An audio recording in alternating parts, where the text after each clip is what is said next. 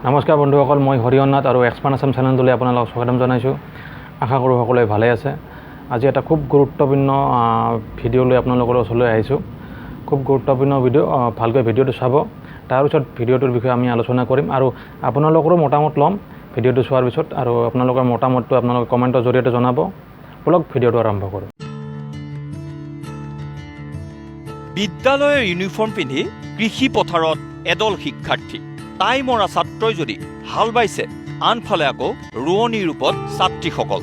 এয়া কোনো বাটৰ নাট অথবা প্ৰতিবাদী কাৰ্যসূচী নহয়। ওদালগুৰিৰ এখন ব্যক্তিগত বিদ্যালয়ৰ ব্যতিক্ৰমী পদক্ষেপ। একাদশ আৰু দ্বাদশ শ্ৰেণীৰ এইসকল শিক্ষাৰ্থী ওদালগুৰিৰ মনপুৰ পথাৰত এইদৰে নামি পৰিছে কৃষি কৰ্মত। কেৱল পাঠ্যপুথিৰ জ্ঞানেৰেই নহয়, ব্যৱহাৰিক জ্ঞানেৰে এওঁলোকক মানুহ কৰাৰ সপোন দেখিছে বিদ্যালয় কৰ্তৃপক্ষই। সেয়ে যদি স্কুল ইউনিফৰ্মত ছাত্ৰই হাল জুৰিছে, ছাত্ৰীসকলে আকৌ ৰোৱনীৰ ৰূপত পথাৰত নামিছে। ল'ৰা ছোৱালী যাতে বুকিছ যিটো নেকি কেৰিকুলাম, সেই কেৰিকুলামৰ বাহিৰেও এটা প্ৰেক্টিকেল নলেজ পাওক বুলি আমি ল'ৰা ছোৱালীক এটা আভাস দিবৰ কাৰণে আমি পথাৰলৈ লৈ আহোঁ। এগ্ৰিকালচাৰেলত যাতে কিবা কাম কৰিব পাৰে বা নিজকে সংস্থাপন কৰিব পাৰে, সেইটো এটা প্ৰয়াস যে তেওঁলোকক এতিয়াৰ পৰাই যাতে এইটোৰ প্ৰতি এটা ইণ্টাৰেষ্ট ক্ৰিয়েট কৰিবৰ কাৰণে আমি এইটো পদক্ষেপ হাতত লৈছোঁ। শিক্ষাৰ্থীক কৃষি বিষয়ক ব্যৱহাৰিক জ্ঞান প্ৰদানৰ লগতে কৃষক ৰাইজে কিমান কষ্ট কৰি সকলোৰে বাবে খাদ্য শস্য উৎপাদন কৰে সেই কথা উপলব্ধি কৰোৱাবলৈ বিদ্যালয়খনৰ এই পদক্ষেপ। সেই কৃষি কাৰ্যত জড়িত হৈ সেই অনুভৱে ব্যক্ত কৰিলে শিক্ষাৰ্থীসকলেও। ভাল লাগিছে, আমি কেতিয়াও কৰা নাছিলোঁ, আজি কৰি পাইছোঁ। ভাল অনুভৱ কৰি আছোঁ। কেনেকৈ ৰ'দত থাকি নিজৰ দেহক শৰীৰক কেনেকৈ গৰমৰ তাপ লৈ এনেকুৱা খেতি কৰে, এইটো আমি অনুভৱ কৰিছোঁ যে ইহঁতে কিমান কষ্ট কৰে। ওদালগুৰিৰ এছপায়াৰ ছিনিয়ৰ ছেকেণ্ডেৰী স্কুলৰ এই অভিনৱ পদক্ষেপ এতিয়া সৰ্বত্ৰে চৰ্চিত হৈছে। ওদালগুৰিৰ পৰা ৰাম উপাধ্যায়, নিউজ লাইভ। আপোনালোকে ভিডিঅ'টো চালেনে? মোৰ বিশ্বাস সকলোৰে ভিডিঅ'টো খুবেই ভাল লাগিছে, কাৰণ ভাল লাগিবৰ কথা। কাৰণ এনেকুৱা প্ৰচেষ্টা আমি সকলোৱে জানো যে সহজ নহয়, কিন্তু তেওঁলোকে কৰিবলৈ সমৰ্থ হৈছে, আৰু এনেকুৱা প্ৰচেষ্টা আমাৰ সমাজৰ কাৰণে খুবেই দৰকাৰী। আৰু এই চেগতে মই স্কুলখনৰ নাম ল'বই লাগিব।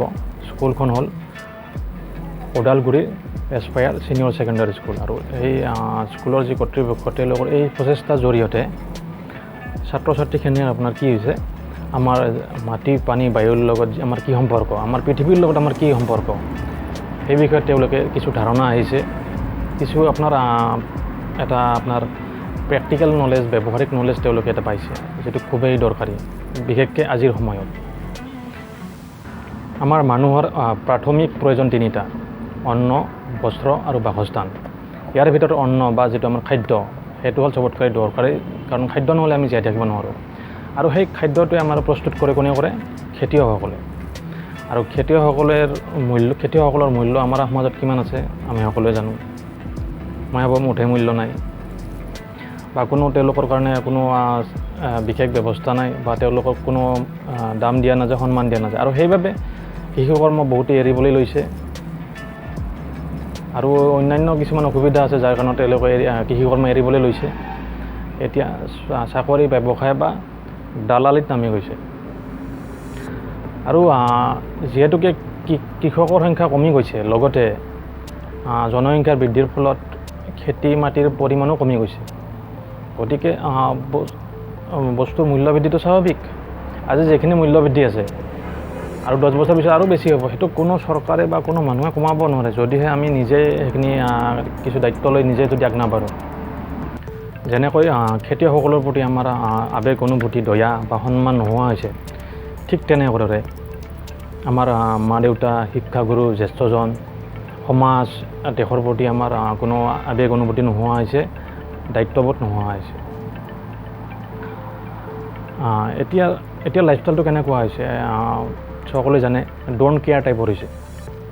ডোণ্ট কেয়াৰ, কোনোৱে কাকো খাতিৰ নকৰে। মানে আপোনাৰ কি হৈছে, হানি সিং, কিন্তু ঘৰত নাই কেৰাচিন। হানি সিং হ'ব বিচাৰিছে, কিন্তু ঘৰত কেৰাচিনে নাই। তেনেকুৱা অৱস্থাৰ মানুহ কোনো খাতিৰ নকৰে কাকো আজিকালি। বা মেণ্টেলিটিটোৱে সম্পূৰ্ণ পৃথক হৈ গৈছে, মেকানিজিমটো সম্পূৰ্ণ চেঞ্জ হৈ গৈছে আমাৰ সমাজত।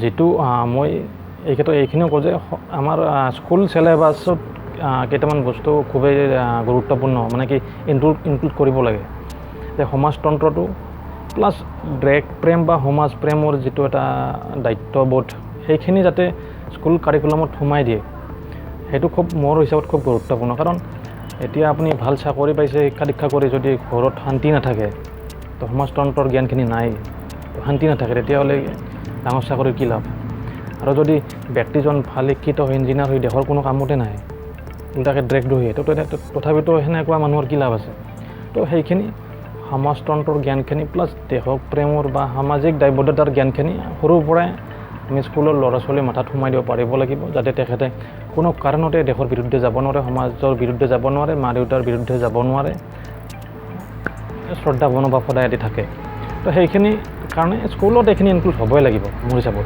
আৰু আপোনালোকে কি ভাবে কমেণ্টত জনাবলৈ নাপাহৰিব ইয়াৰ লগতে মোৰ হিচাপত স্কুলবিলাকত ধৰক এটা সপ্তাহৰ কাৰণে ধৰক আপোনাৰ খেতি বাতিৰ কাম শিকালে বুজালে বা প্ৰেক্টিকেলি দেখালে কেনেকুৱা হয় বা অকল খেতি বাতিৰ ক্ষেত্ৰতে নহয় যিকোনো ক্ষেত্ৰতে যাতে ট্ৰেইনিং টাইপৰ অলপ কিছু থাকে ধৰক এইটো এনেকুৱা হ'ব পাৰে ক্লাছ 8ত এইটো ক্ষেত্ৰত তেওঁলোকে ট্ৰেইনিং দিলে ক্লাছ 9ত এইটো হ'ব পাৰে ক্লাছ 10ত এনেকুৱা ক্লাছ 11ত সেইটো বিষয়ত ট্ৰেইনিং ক্লাছ 12ত সেইটো বিষয়ত ট্ৰেইনিং কলেজ লেভেলত আৰু বেলেগ বিষয়ত ট্ৰেইনিং মানে ধৰক যেনেকৈ কোম্পানীত আমাৰ ইণ্টাৰ্ণশ্বিপ বুলি থাকে ইণ্টাৰ্ণশ্বিপ যিসকলে কাম কৰিছে জানে আৰু নজনাসকলৰ বিষয়ে এনেই সাধাৰণভাৱে এটা আইডিয়া দিছোঁ যে কোম্পানীত কোনো এজন মানুহক ৰাখি পেলাই তেওঁ কোম্পানীৰ কাম কাজ শিকায় কোম্পানীত কেনেকৈ কাম হয় কেনেকৈ আপোনাৰ চেলছ হয় বা কোম্পানীৰ যিখিনি টোটেল কামখিনি তেওঁলোকৰ কিছু এটা সম্যক ধাৰণা আহি যায় তো ঠিক সেইটোৰ দ্বাৰা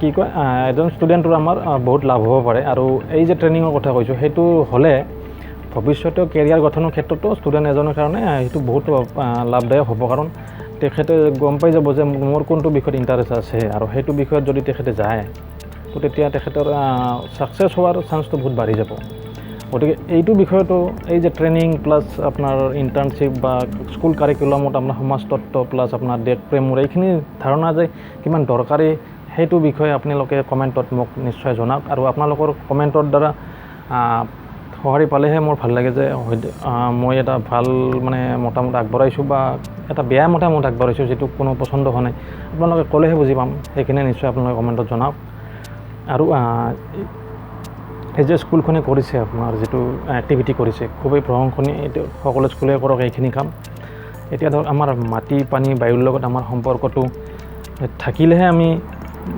মানুহ জীৱ জন্তু বা আপোনাৰ প্ৰকৃতিৰ প্ৰতি দায়বদ্ধ হ'ম আৰু তেতিয়াহে আমি মানুহক বা অন্য জীৱ জন্তুক আমি মূল্য দিবলৈ শিকিম তো এইখিনি বস্তু খুবেই দৰকাৰী বিপৰীত আৰু এইখিনি মেণ্টেলিটি যদি আমি ঠিক কৰিব বিচাৰোঁ মই ভাবোঁ যে স্কুল কাৰিকুলামত আপোনাৰ সমাজতন্ত্ৰ দেশ প্ৰেম প্লাছ এই যে ব্যৱহাৰিক আপোনাৰ ইণ্টাৰ্ণশ্বিপৰ কথা কৈছোঁ যিকোনো ক্ষেত্ৰৰ কিছু আপোনাৰ আভাস দিয়াটো দৰকাৰ সেইখিনি মই ভাবোঁ খুবেই দৰকাৰী আৰু আপোনালোকে কি ভাবে সেইখিনি কমেণ্টত জনাওক আজিৰ কাৰণে এই ভিডিঅ'টো ইমানটোৱে আৰু যিসকলে নতুনকৈ এই ভিডিঅ'টো চাই আছে তেওঁলোকে লাইক কৰিবলৈ ছাবস্ক্ৰাইব কৰিবলৈ আৰু শ্বেয়াৰ কৰিবলৈ মুঠেই নাপাহৰিব কাৰণ বহুত দৰকাৰী ভিডিঅ' হয়নে নহয় তো আজিলৈ ইমানখিনিয়ে ধন্যবাদ